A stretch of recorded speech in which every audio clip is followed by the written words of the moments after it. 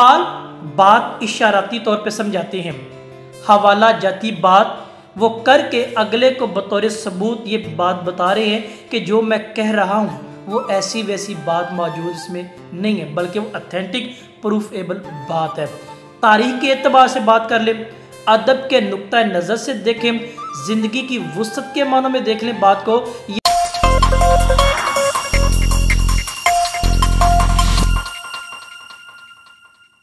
मौजूद नाजरीन ग्रामी तलबा तालिबात, दोस्तों साथियों, उम्मीद है कि आप सब खैरियत से होंगे। आपके लिए हमेशा मैं दुआ गो खुदा कदूस की पाकज़ात आपको अपनी पनाह और हिफाजत में रखे। इकबाल कौमी शायर, पाकिस्तान की अजीम शख्सियत और इंसान और उस हकीकी खुदा के माबैन उस ताल्लुक़ को फ़लसफ़े खुदी की रोशनी में बयान करने के वो इंसान के लिए राह हमवार करने में एक मुआवन और मददगार भी साबित होते हैं। आज का हमारा मौजू आपके सवालों की रेश में तलमीह कलीमी और इकबाल के मौजू पर है।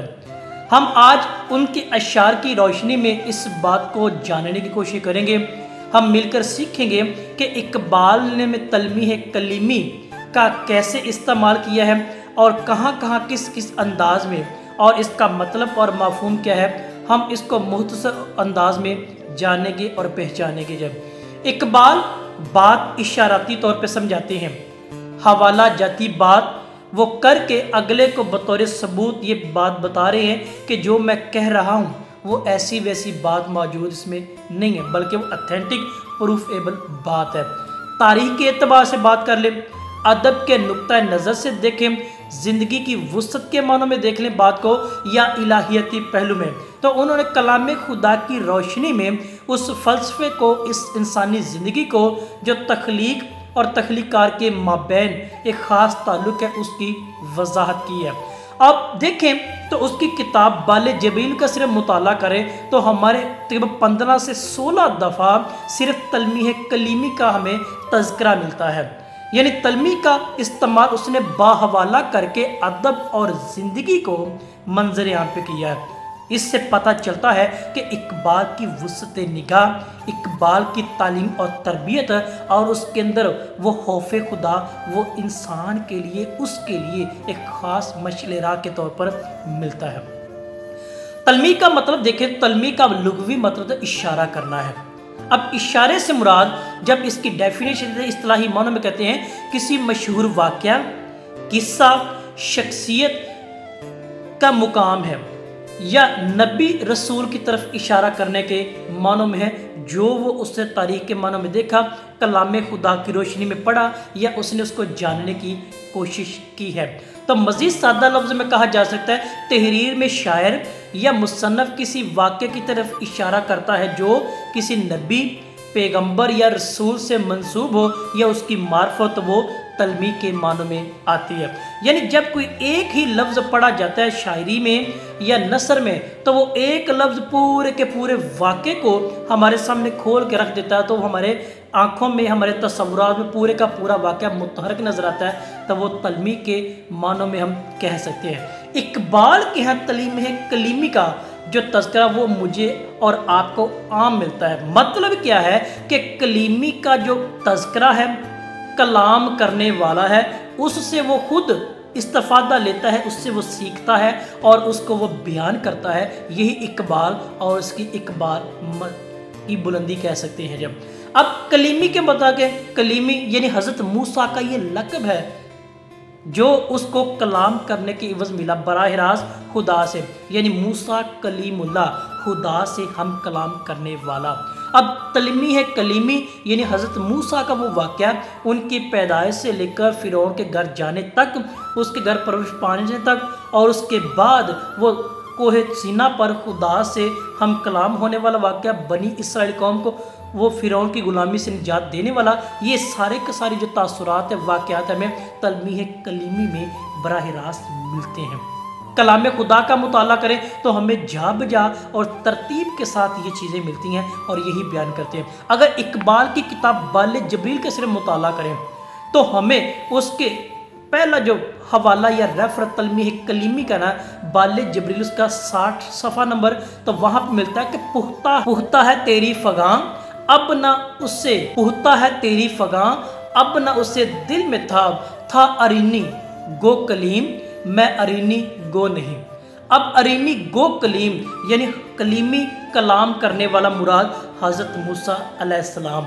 तो यहाँ पे अरीनी से मुराद वही गो है, वही कलाम करने वाला है जो खुदा से कोहे सीना पर बरह रास्त कलाम करता रहे और उसकी बातों को वजाहत देता रहे। अब आगे चले तो सफ़ा नंबर 65 पे हैं तो मज़ीद हमें इसकी तलमीह कलीमी की एक और मिसाल मिलती है जो बात वाज़े करी है। इकबाल हवाला जाती, इशाराती और इलाहियती पहलू को मंजर यहाँ पर लेके आता है। अब उसको देखिए, वो कहता है कि या हैरत फ़ाराबी, या हैरत फ़ाराबी या ताबो तब रूमी, या हैरत फ़ाराबी या तब रूमी, या फ़िक्र हकीमाना या जज्बे कलीमाना। अब जज्बे कलीमाना यानी कलीम वही हज़रत मूसा का जो जज्बा था जो फ़िरौन के सामने डट कर खड़ा हो गया था और उसका मुकाबला किया क्योंकि खुदा उसके साथ था, वो कलाम करने वाला था। यानी हकीमाना वो एक उम्दा अंदाज के अंदर उसकी फ़लसफ़ियाना खूबी को बयान करता था जो खुदा उस पर मेहरबान था और अपनी कौम बनी से को वहाँ से निकालने का, फ़िरौन की ग़ुलामी से निजात देने का ज़रिया साबित हुआ। अब इसके बाद अगला सफ़ा नंबर 68 पे चले जाएं तो हमें मज़ीद उसकी यही चीज़ मिलती है तलीमी कलीमी के मानों में।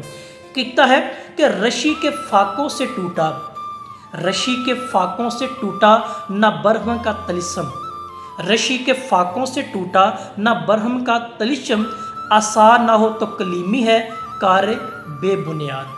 आसा हज़रत मूसा का वो आसा है, उसकी अब बात कीजिए जो पानी में लगाया था तो खून में तब्दील हो गया था, पत्थर पे मारा था तो 12 पानी के चश्मे फूट पड़े थे, पानी में लगा था पानी 2 हिस्सों में तकसीम हो गया था। तो ये सारे जो वाक़यात है वो कलीमी के मानों में हमें यह मिलता है। आसान ना हो तो कलीमी है कारे बेबुनियाद, यानी अगर वो आसान ना होता, वो सोटा डंडा ना होता तो वो सब कुछ बेकार। यानी एक मौजज़ा था जब फ़िरौन के लोगों ने सांपों का वो मौजा किया तो जनाब मूसा ने वो असाब फेंका तो वो सारे के सारे सांपों का निकल गया, वो अजदहा बन गया।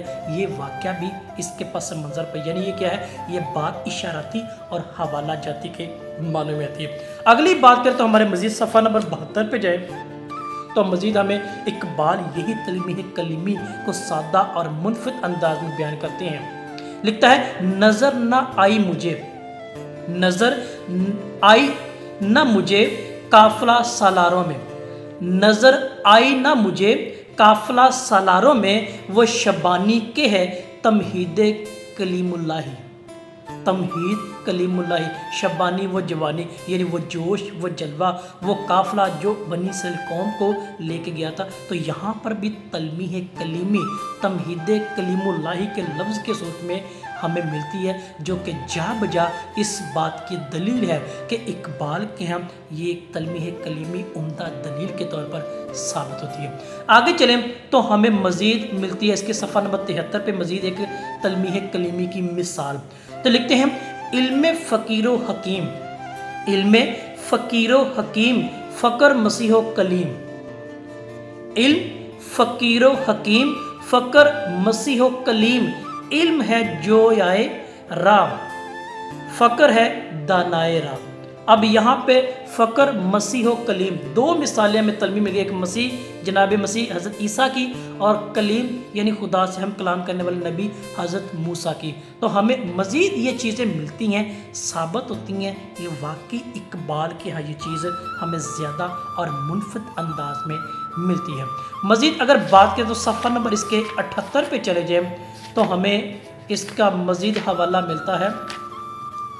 लिखते हैं हकीमी ना मुसलमानी खुदी की, हकीमी ना मुसलमानी खुदी की, कलीमी रमज़े पिनहानी खुदी की, कलीमी रमज़े पिनहानी खुदी की। यानी जो फ़लसफ़ा खुदी है ना, ये आपके अंदर ही है, वो जो रमज़ है, वो ख्याल है, वो इशारा है। जिस तरह कलीमी यानी हज़रत मूसा अलैहि सलाम को पहाड़ी पर वो कोहे सीना पर जलती झाड़ी मिली और उसके अंदर से आवाज़ आई कि ए मूसा जूती उतार क्योंकि ये जगह पाक है। तो यही बात, ये अंदाज कि अगर अंदर से आपकी आवाज़ आती है, आप उसको पहचानते हैं नहीं है, तो फिर आपके अंदर खुद ही वो मौजूद नहीं होती है।